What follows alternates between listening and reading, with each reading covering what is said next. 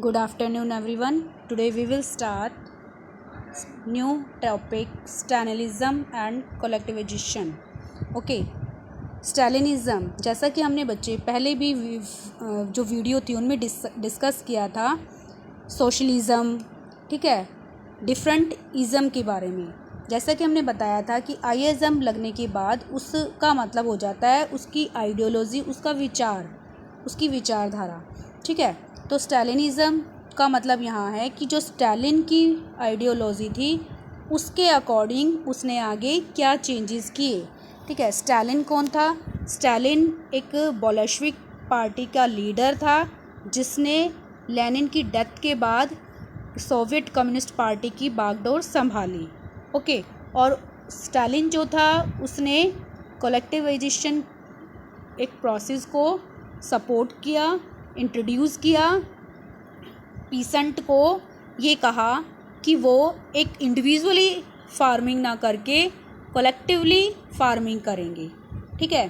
Pheasant से उनके farm लेकर और जो रिच लैंड ओनर थे उनसे उनकी लैंड लेकर बड़े बड़े फार्म बनाए जिसको स्टेट फार्म भी कॉल किया गया। स्टेट के कंट्रोल में ये फार्म थे और इन पर कलेक्टिवली बिग मशीनरी और टूल्स के साथ फार्मिंग की गई, ठीक है।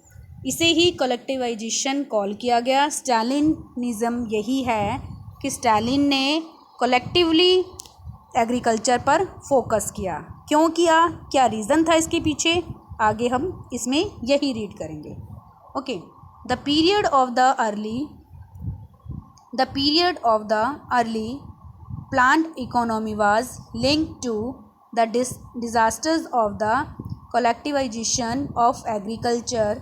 देखिए, जो प्लानिंग पहले हमने रीड किया था कि किस तरह से रशिया में प्रेजेंट गवर्नमेंट ने रशियन इकोनॉमी को इम्प्रूव करने के लिए प्लान किया, ठीक है, प्लानिंग की। अब वो जो प्लानिंग थी वो 5 ईयर की 2 टाइम्स की कि फर्स्ट 5 ईयर में ये प्लान करना, इतना उसने पूरा अपना प्लान कर लिया था कि इकोनॉमी को किस तरह से इम्प्रूव करना है। Next second year 5 year plan उन्होंने बनाया। तो इस तरह से 2 5 ईयर प्लानिंग उन्होंने बनाई थी रशियन इकोनॉमी को इम्प्रूव करने के लिए। इंडस्ट्रीज़ और एग्रीकल्चर दोनों पर ध्यान दिया था, ठीक है। अब किस तरह से इस इकोनॉमी में, प्लान्ड इकोनॉमी के अंदर कलेक्टिवाइजेशन जो था एग्रीकल्चर का, वो किस तरह से एक डिज़ास्टर्स के रूप में सामने आया, उसी के बारे में हम आगे रीड करेंगे, ठीक है। Joseph Stalin became the leader of the Soviet Communist Party after the death of Lenin in January 1924। 1924 में लेनिन की डेथ के बाद स्टालिन जो है सोवियत कम्युनिस्ट पार्टी के लीडर बने, ठीक है, रशिया के अंदर।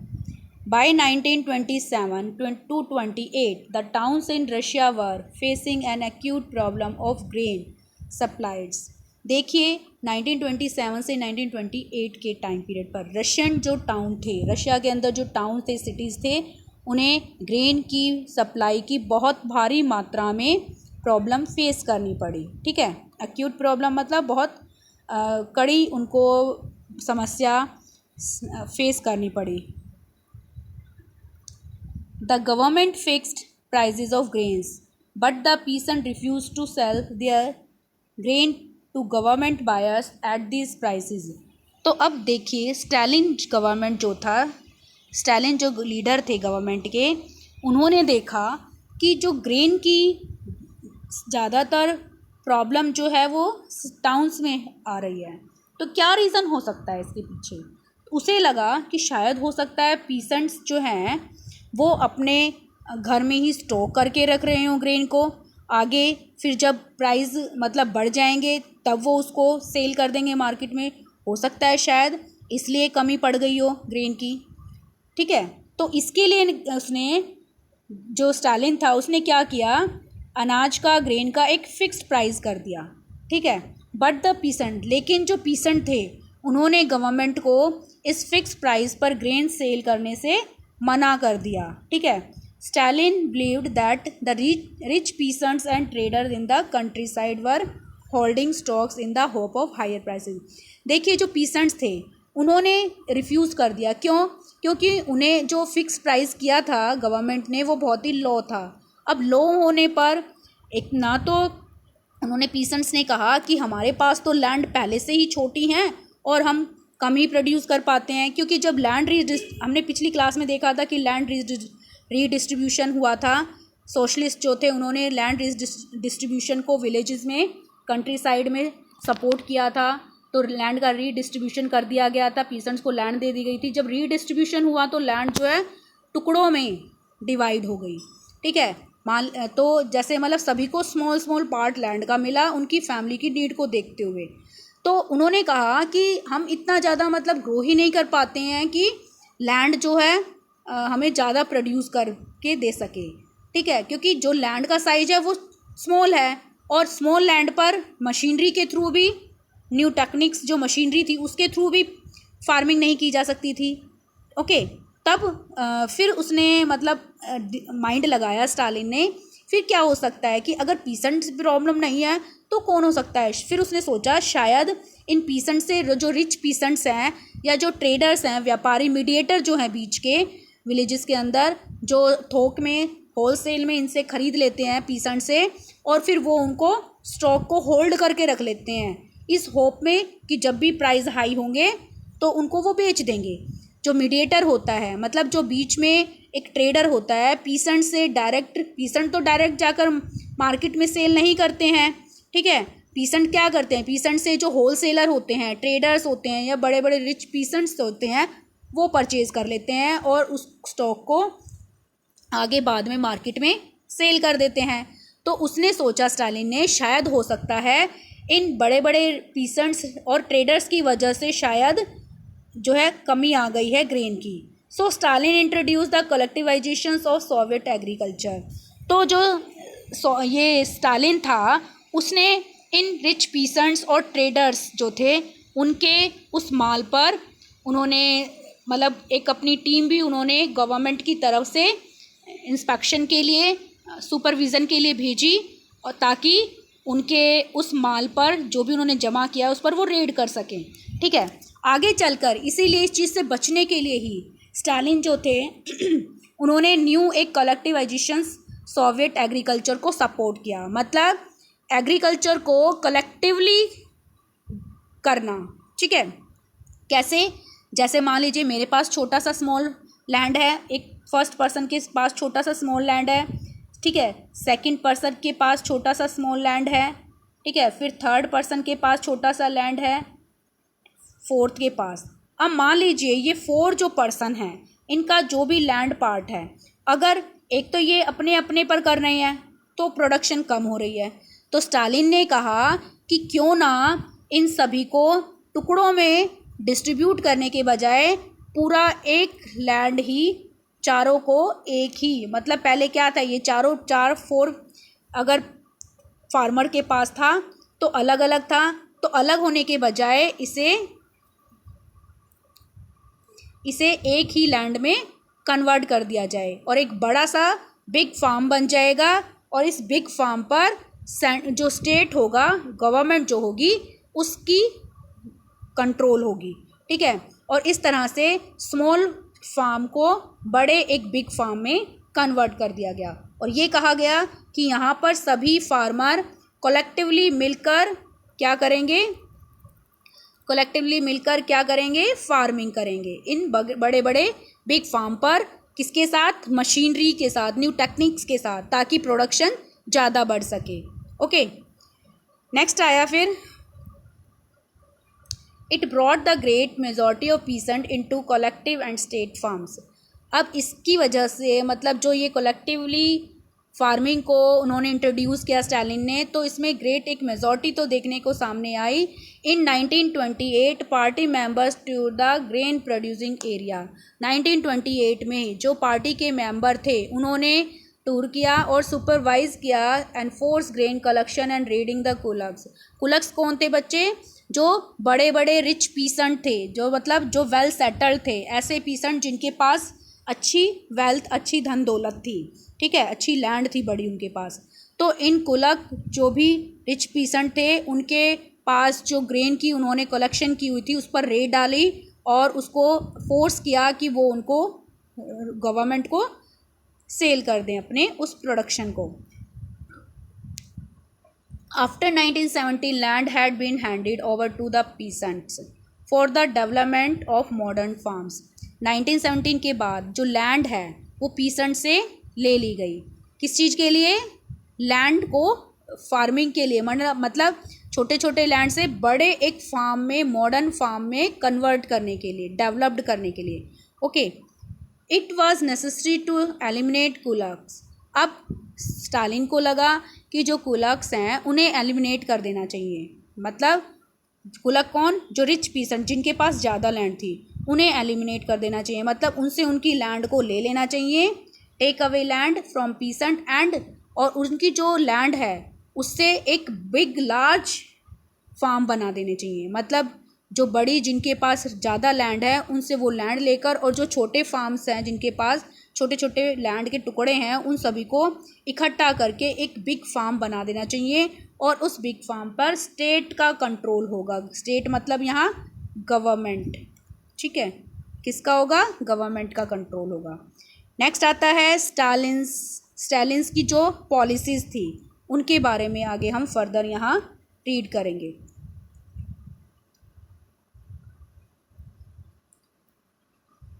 From 1929, the Communist Party forced all peasants to cultivate in collective farm. 1929 से कम्युनिस्ट पार्टी जो थी, उन्होंने, कम्युनिस्ट पार्टी ने, ठीक है, पीसेंट्स को फोर्स किया कि वो कलेक्टिव फार्म को क्या कहा जाता था? कोलखोज। कोलखोज का मतलब क्या है? कलेक्टिव फार्म, ठीक है, मतलब सभी के लैंड के पार्ट को लेकर एक पूरा एक इस तरह से बड़ा जो फार्म बनाया गया, उस फार्म पर कलेक्टिवली सभी मिलकर पीसेंट जब फार्मिंग कर रहे हैं तो उसे कोलखोज कॉल किया जाता था, ठीक है। Peasants worked on lands and the profit of the collective farm was shared among them. Stalin ने कहा, कम्युनिस्ट पार्टी ने, कि जो भी पीसेंट्स हैं वो कलेक्टिवली एक फार्म पर वर्क करेंगे और जो भी शेयर होगा वो उनके बीच में आपस में बांट दिया जाएगा। Those who opposed the collectivizations were severely punished, many were deported and exiled. अब जो पीसेंट्स इस कलेक्टिवाइजेशंस के अगेंस्ट थे उन्हें पनिश किया गया और कुछ को देश से बाहर भी निकाल दिया गया और कुछ को जेल में डाल दिया गया, ठीक है। The bad harvest of 1930 to 1933 led to one of the most devastating famines in Soviet history, in which over 4 million died. देखिए 1930 से 33 के नियर एक बहुत ही बड़ा फैमिन अकाल पड़ा, जिसमें पूरी जो कंडीशन थी वो बहुत ज़्यादा बेकार हो चुकी थी। अनाज की, ग्रेन की कमी सबसे ज़्यादा इस टाइम पीरियड पर पड़ी, ठीक है। दोज जिसकी वजह से, उस फैमिन की वजह से 4 मिलियन पीपल जो हैं वो मर गए, ठीक है। Those who criticise the Stalin's policies, जिन्होंने स्टालिन पॉलिसीज़ को क्रिटिसाइज़ किया, मतलब जिस भी ग्रुप ने या जिस भी पर्सन ने, जिस भी मेंबर ने क्रिटिसाइज़ किया स्टालिन की पॉलिसीज़ को, तो उन्हें क्या कहकर मतलब जेल में डाल दिया गया कि ये सोशलिज्म के अगेंस्ट कॉन्स्पिरेसी कर रहे हैं। मतलब किसके अगेंस्ट कॉन्स्पिरेसी कर रहे हैं? सोशलिज्म के, मतलब ये सोशलिज्म के अगेंस्ट षड्यंत्र रच रहे हैं, ये कहकर उन्हें जेल में डाल दिया गया या उनको मार दिया गया, ठीक है। By 1939, over 2 million were imprisoned or sent to labor camp. 1939 के नियर अबाउट 2 मिलियन पीपल जो हैं उन्हें जेल में डाल दिया गया या लेबर जो कैंप थे उन लेबर कैंप्स में भेज दिया गया, ठीक है। नेक्स्ट टॉपिक स्टार्ट होता है global influence of Russian revolution and the USSR. जो यूएसएसआर है, ठीक है, उसका और रशियन रिवॉल्यूशन का ग्लोबल इन्फ्लुएंस क्या पड़ा, मतलब पूरे विश्व पर, वर्ल्ड पर क्या उसका इफ़ेक्ट पड़ा।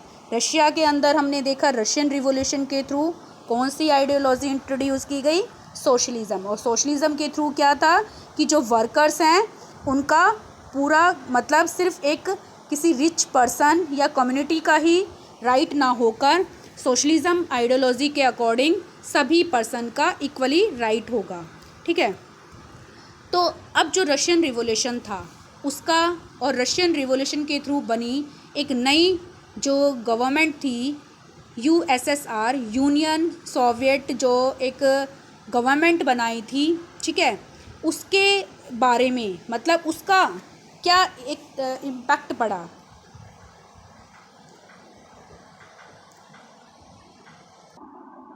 तो देखिए बच्चे, यूएसएसआर का मीन्स था the union of Soviet socialist republics. क्या मीनिंग था? The union of Soviet socialist republics. जैसा कि हमने देखा था कि सभी ट्रेड से सभी ने एक मिलकर यूनियन बनाई थी जिसका कलेक्टिवली नेम था the union of Soviet socialist republics. ठीक है, तो ये जो यूनियन थी इसका और रशियन रिवॉल्यूशन का क्या इफ़ेक्ट पड़ा पूरे वर्ल्ड पर, यहाँ हम उसी के बारे में रीड करेंगे। जैसे फ्रेंच रिवॉल्यूशन का अनदर कंट्रीज़ पर भी, अनदर जो यूरोपियन कंट्रीज़ थी उन पर भी ग्रेट इम्पैक्ट पड़ा था, इसी तरह से रशियन रिवॉल्यूशन का भी इफ़ेक्ट पड़ा। रशियन रिवॉल्यूशन से भी सोशलिस्ट एक जो पार्टी थी, सोशलिस्ट कम्युनिस्ट पार्टी जो थी, उसको उसी की बिहाव पर उसी के जैसी कुछ पार्टीज़ बनाने की जो आइडिया था, मीन्स वर्कर्स की लाइफ स्टाइल, लाइफ कंडीशन को इम्प्रूव करने का जो आइडिया था वर्ल्ड में लोगों को मिला। Okay, existing socialist parties in Europe, Europe के अंदर जितनी भी सोशलिस्ट पार्टी थी, did not approve the way the Bolshevik took power and kept it. तो वो बोलिशविक जो पावर थी उन्हें उनके उस पावर को लेकर खुश नहीं थी। ठीक है, however the possibility of worker, लेकिन जो वर्ल्ड के अंदर और पीपल थे, कंट्री के अंदर, वर्ल्ड के अंदर अनदर जो यूरोपियन कंट्रीज़ थी, उन्हें पॉसिबिलिटी इसमें कुछ अच्छी क्यों लग रही थी?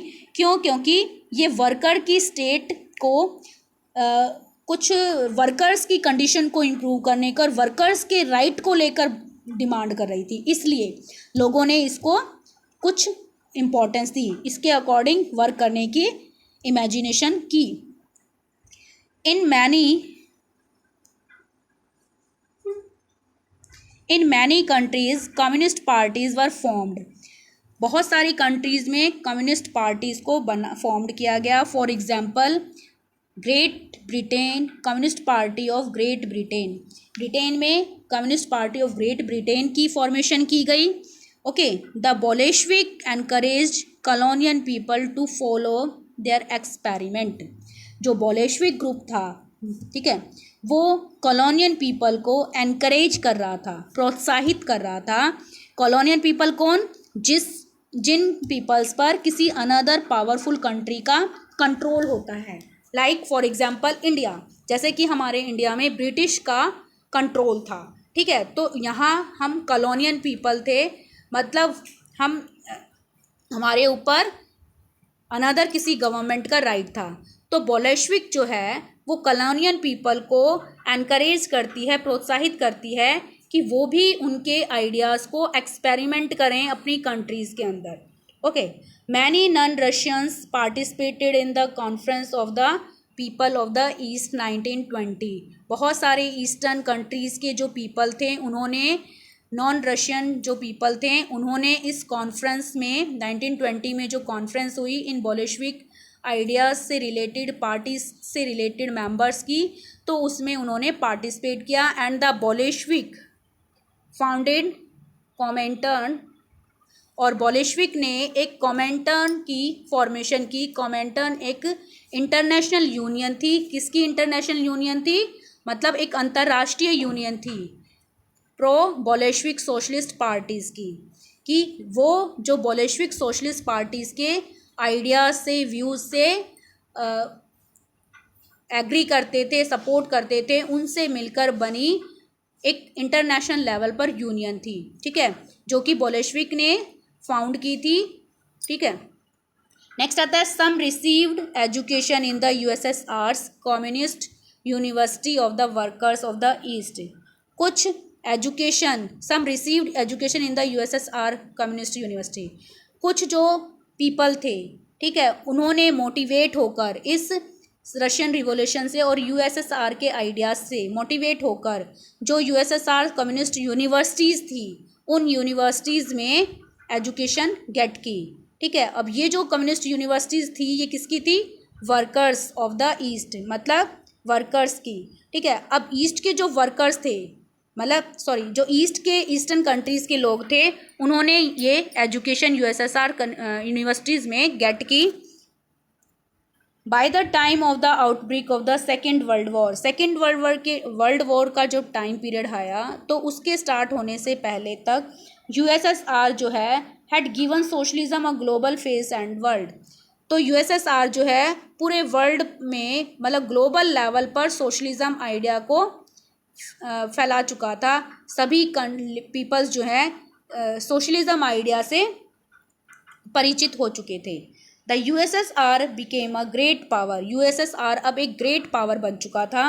It's industries and agriculture had developed, इससे इस आइडिया को लेते हुए यूएसएसआर के अकॉर्डिंग एग्रीकल्चर और इंडस्ट्रीज जो हैं वो डेवलप्ड हो चुकी थी। पुअर जो स्टेटा था, पुअर जो ग्रुप था, ठीक है, तो वो भी अब उन्हें भी मतलब अपना इतना वो अर्निंग कर सकते थे कि उनका डेली बेसिक नीड की चीज़ें पूरी हो सकती थी, उनको पेट भर अपनी भोजन और या नेसेसरी जो बेसिक चीज़ें थी वो मिल सकती थी।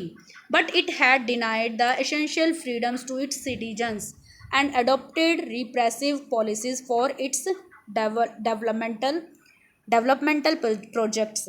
लेकिन देखिए इतना मतलब प्रोग्रेस तो हो चुकी थी, लेकिन ये जो पार्टी थी यूएसएसआर, ये अपने सिटीजन्स को ज़्यादा फ्रीडम नहीं देती थी। जो बेसिक जो राइट होने चाहिए, सिटीजन्स को मिले होने चाहिए, वो राइट नहीं देती थी। उसके बजाय कुछ रिप्रेसिव मतलब कुछ दबाने वाली पॉलिसीज़ जो हैं वो ज़रूर अपनी इंट्रोड्यूस की हुई थी उसने। मतलब कोई भी अगर उनके अगेंस्ट जाने की कोशिश करता तो उनको पनिश करने जैसी पॉलिसीज़ उसने स्टार्ट की हुई थी। By the end of the 20th century, the international reputation of the USSR as a socialist country, देखिए जब 20th सेंचुरी का जो एंडिंग पीरियड आया तो उसमें इंटरनेशनल रेपुटेशन क्या थी यूएसएसआर की? As a socialist country had declined. तो धीरे धीरे कंट्री में जो यूएसएसआर की एक सोशलिस्ट इमेज बनी हुई थी, धीरे धीरे वो इंटरनेशनल लेवल पर जो बनी हुई थी गिरने लगी। Though it was recognized that socialist ideals still enjoyed respect among its people in each country, the ideas of socialism were rethought in a variety of different ways. लेकिन फिर भी अगर देखा जाए तो जो सोशलिस्ट आइडिया था आज भी कंट्रीज़ उसको इंजॉय कर रहे हैं, लोग उसको पसंद कर रहे हैं। और इसको पसंद करते हुए ही बहुत सारी कंट्रीज़ ने इस सोशलिज़म आइडिया को अपने अपने कंट्री के अंदर, अपने कॉन्स्टिट्यूशन के अंदर डिफरेंट वे से उसको इंक्लूड किया है। ओके, तो यही था कि जैसे कि हम देख सकते हैं हमारे इंडिया में भी पंडित जवाहरलाल नेहरू और रविंद्रनाथ टैगोर जैसे जो पर्सन थे वो भी इस सोशलिज़म आइडिया से इन्फ्लुएंस होकर, मोटिवेट होकर, एनकरेज होकर यहाँ इस यूएसएसआर के अंदर जो मीटिंग्स हुई यहाँ पर वो आगे स्टडी करने के लिए या इस तरह के आइडियाज़ को फॉलो करने के लिए उनसे यहाँ पर उन्होंने मीटिंग्स को अटेंड किया। ओके, तो ये था हमारा आज का चैप्टर